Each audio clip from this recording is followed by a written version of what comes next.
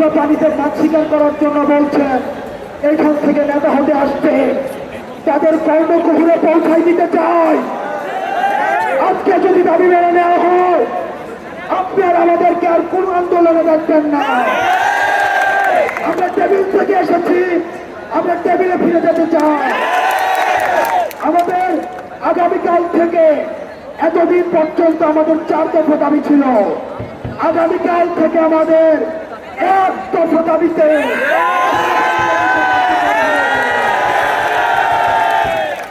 আমাদের দাবিটি হচ্ছে, শব্দচয়ন মনোযোগ দিয়ে শুনুন, সকল ট্রেডে অযৌক্তিক বৈষম্যমূলক কোটা বাতিল করে সংবিধানে উল্লিখিত অনগ্রসর গোষ্ঠীর জন্য কোটাকে ন্যূনতম পর্যায়ে এনে সংসদে আইন পাশ করে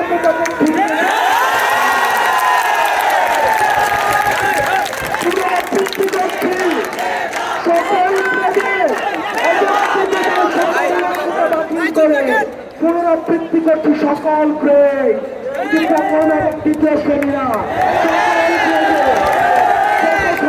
অযৌক্তিক বৈষম্যমূলক নাতিপুতি সহ যে কোটাগুলোকে আমরা সেগুলোকে অযৌক্তিক কোটা বলে মনে করছি। পোষ্য বলতে পশু পাখিকে বোঝায়,